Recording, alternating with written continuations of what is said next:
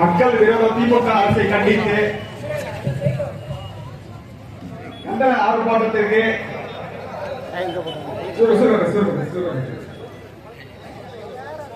விருந்தினராக வந்திருக்கும் அனைத்து பாட்டாளி சொந்தங்களுக்கும் மற்றும் மாவட்ட மாநில அனைத்து நிர்வாகிகளுக்கும் வணக்கத்தை தெரிவித்துக் கொள்கிறேன். முதல்ல வந்து இந்த வண்டியர்கள்லாம் யாரு, சத்திரிகள்லாம் யாரு, இந்த திமுகவுடைய தமிழ்நாட்டில் உள்ள ஒட்டுமொத்த திராவிட கட்சியாளருக்கு நான் ஒன்னே ஒன்று சொல்லிக்கிறேன். உங்களுக்கு எல்லாம் வரலாறு தெரியுமா? வண்டியர்கள் பத்தி என்ன தெரியும்? முதலில் சுதந்திரம் வாங்கிய பிறகு காங்கிரஸ் கட்சியை எதிர்த்து 1952 முதலில் எதிர்த்து நின்ற ஒரே சமுதாயம் பாட்டாளி மக்கள் கட்சி முன்னோர்கள் வண்டிய சமுதாயம். இன்னைக்கு நீங்க நிக்கிறீங்களே திராவிட கட்சி சொல்ற உதயசூரியன் சின்னம். எங்களுடைய முன்னோர்கள் கோவிந்தசாமி படையாட்சி என்று ஒரு சட்டமன்ற உறுப்பினர் 1954 ஆண்டு மாவட்ட ஆட்சி மன்ற தேர்தலில் உதயசூரியன் சின்னத்தில் நின்று வெற்றி பெற்றார்.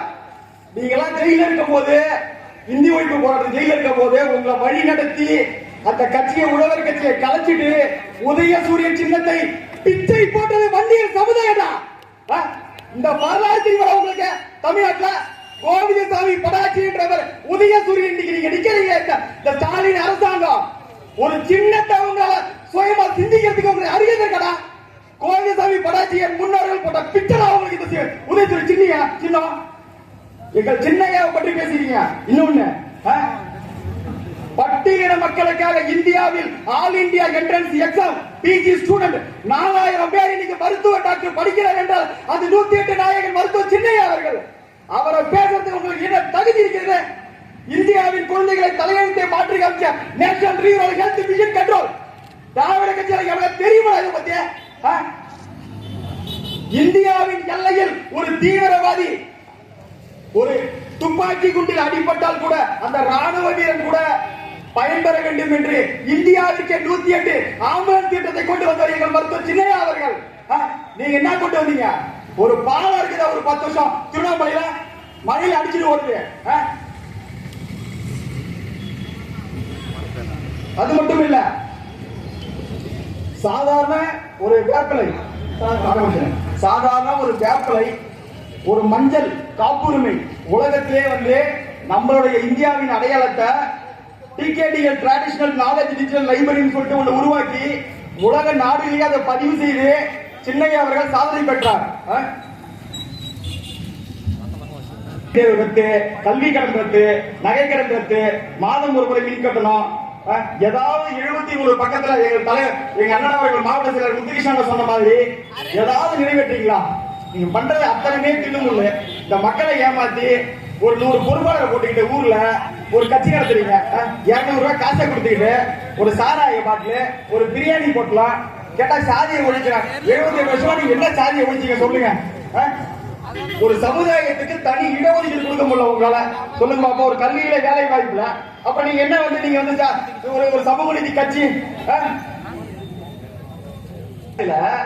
ஒரு 3 வருஷத்துக்கு ஒரு முறை ஸ்டாஃப் எல்லாம் மாத்தணும்.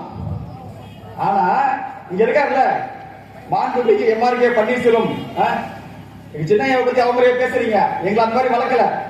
நாங்களாம் வந்து பேச ஆரம்பிச்சோன்னா எங்களை அந்த மாதிரி வளர்க்கல. படிச்சவங்க நாங்க. 3 வருஷத்துக்கு ஒரு முறை ஸ்டாஃப் மாத்தணும். நீங்க பேரூராட்சியில ஒரு லிஸ்ட் எடுங்க.